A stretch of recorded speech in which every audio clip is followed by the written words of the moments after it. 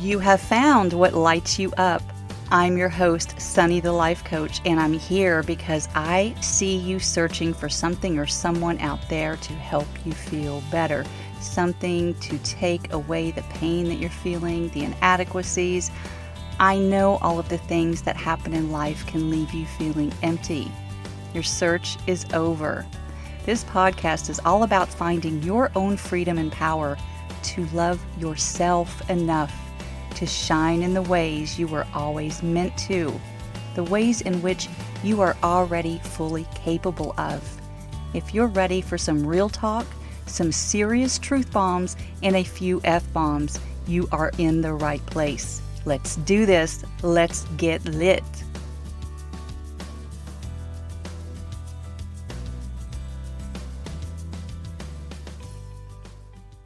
Hey there and welcome. I am so grateful that you are here as always.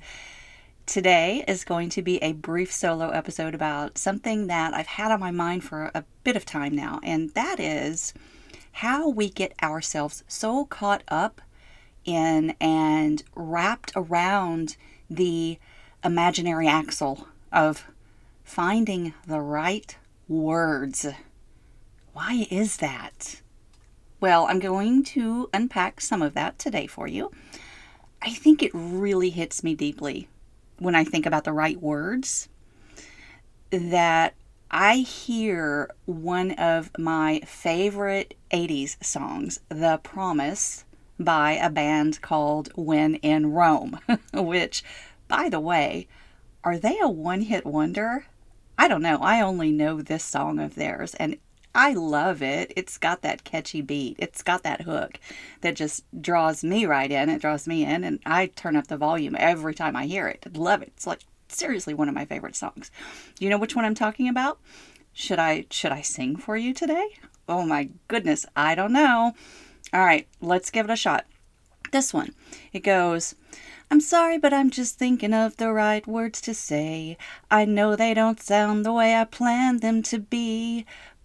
You know that one. You get the idea. And it goes on to say, but if you wait around a while, I'll make you fall for me. I promise you, I will. Right? You know that. Oh, it's such a great song. Yeah, that one.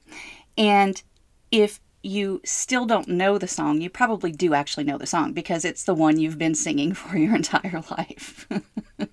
You may not know this song, but you certainly know your song. That's the one that I mean, the song that you've been singing for your entire life. I'm just trying to find the right words to say. Now, how many moments of your life have you allowed to slip away without a word at all because you were too consumed with trying to find the right words? And I love this particular song by When in Rome. Who even knows what else they've released? This is the song. Also, because it really plays on the teenage angst. If you wait around a while, I'll make you fall for me, I promise. Eek. Yeah, we might even label that as an element of grooming these days, but back then it was just the bands saying about whatever life was. And of course they still do. It's just, sometimes it's cringy to listen back to some of the songs that we grew up with. It's like, ooh, okay, I'll make you fall for me. Okay. I'm not implying that artists don't still do this. Of course they do. I'm just pointing out that I completely understand this particular catchy tune in the context of the times that it was popular. Pop culture. Now, if you listen to or even Google the lyrics to this song, you can see clearly that it's about a boy who is uncomfortable with himself and he's probably scared to be himself. So he doesn't know the right words to say. But he promises if you give him a chance, it's all going to be amazing. But I want to explore more than this song with you today. I hope you enjoyed my singing, my horrible singing. I want to explore why it is that we struggle with finding the right words to say about anything. Spoiler alert, it's because of our conditioning, my friends. We are conditioned to believe that we have control over other people's feelings. We were told from a very young age that we have the power to hurt another human being's feelings. We are told that from the time we are in preschool, or maybe even before that in our own household. It's very important to state that no one has done anything wrong here. Our parents and our teachers and our friends, our coworkers, and society at large are simply trying to prepare us for how to navigate life effectively. And they carried their ideals from their parents and their mentors, and their parents and mentors learned from their own parents and mentors, and so on. This is generational, it's pervasive, and it's crucial that we understand this now. Not to lay blame on anyone, but to break the fucking cycles of emotional manipulation and abuse. That is my mission, by the way. It is my mission to break the cycles of generational trauma. Now, I use the term trauma instead of abuse to illustrate that. While your parents, teachers, and mentors may have in fact abused you, physically or emotionally, we can also try to understand the intent behind their actions. This is not to absolve their actions either, so we don't blame and we also don't fully absolve. We simply seek to understand. As Stephen Covey stated in his infamous 7 Habits of Highly Effective People, seek first to understand, then to be understood. You see, we expend so much energy in trying to get everyone else to understand our point of view that we fail to see theirs. We either decide ahead of time that it's invalid, which is often the case when others hold opposing religious or political views. They are invalid because they don't align with my own views. Or we are carrying resentment from the past, or we might have a bit of a superiority complex ourselves. I mean, the justifications are simply abundant and infinite. Trust me, I have created many of my own justifications over the years as to how or why other people do what they do. But ultimately, it all comes down to me and how I choose to react to them. Let's get back to the concept of trying to get everyone else to see our viewpoint. One way that we tend to do that, because of our lifetime training and conditioning, is by trying to find the right words to say. When we say this, we need to acknowledge that we are trying to manipulate the outcome. We are trying to get the right response, the right answer, the right reaction, where right becomes, I get the reaction that I expected, that I have already played out in my mind, this scenario that I have rehearsed, whether that means summoning the courage to ask a date to the prom, or whether that means summoning the courage to ask your boss for a raise. We are trying to find the right words to say in order to receive the reaction that we want from the other person.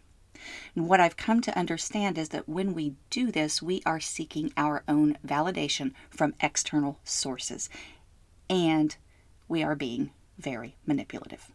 And I'm not saying this to shame you, not at all. We all do this. We do it unknowingly. Again, it is part of our programming, part of our upbringing, and every single one of us is a unique individual with unique life experiences that have accumulated and become a part of our psyche.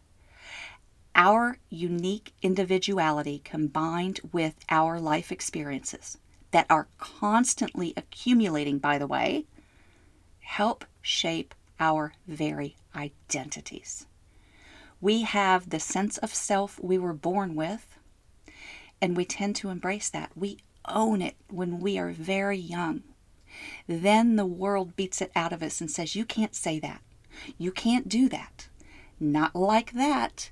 It's improper. It's impolite. It's rude. And my personal favorite, that's not ladylike. And any number of other phrases you've probably been exposed to, either consciously or subconsciously, for your entire freaking life, because your parents have taught you all that they know. They taught you how they learned how to navigate this world and what they learned from their own parents and society at large. But now, times have changed since your grandparents were young, haven't they? Society has changed. The world has changed. All of that well-meaning advice that worked for them in their generation may not work as well for you in your generation, may not work as well for your children in theirs. Are you working the same job as your parents did? Maybe.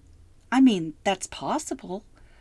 But I can all but guarantee that even if you go to the exact same office building as your mother did back in the day, you are not working with the same people, the same humans, all carrying their own unique views cultivated by their own upbringing. You're not. No, you're working with different humans, all carrying around their own unique views cultivated by their upbringing.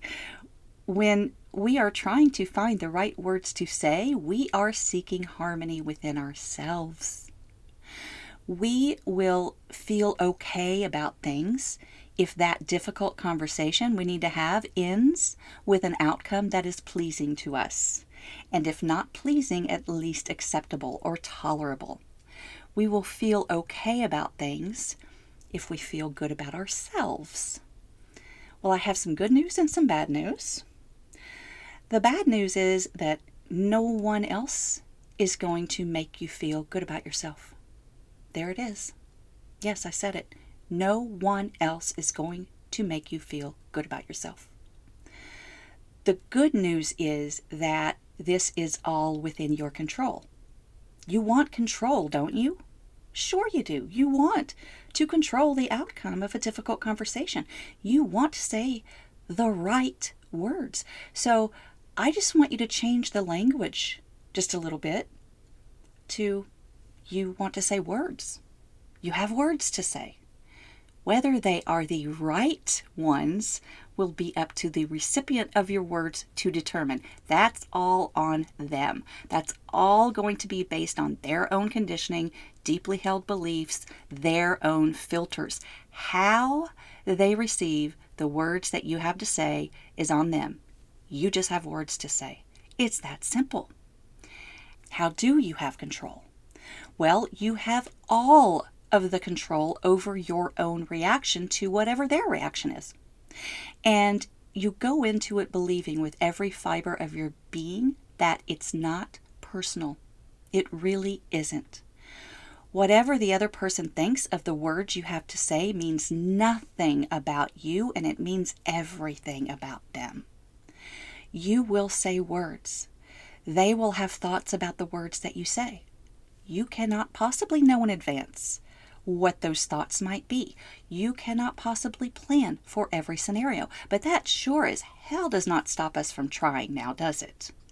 Trying to plan for every possible scenario to the point where often we'll just let it go altogether. We'll just practice avoidance and let things fester within ourselves, just carrying that around, wondering what might happen if we had just said the thing. Just say what you need to say. And come from a place of love when you do it. The other human that you are interacting with will most likely be able to sense that you are coming from loving energy. This isn't always the case, but it absolutely can be if you are in a close relationship. I'm telling you, emotion is energy in motion. We do emit our energetic frequencies. How well others pick up on those frequencies depends on where they are in life. So again, it's not personal and it's not about you. Whatever the reaction is, it's about them. Come from love and you will definitely be doing it right. As Rumi says, with love, you don't bargain. There, the choice is not yours. Love is a mirror. It reflects only your essence if you have the courage to look in its face.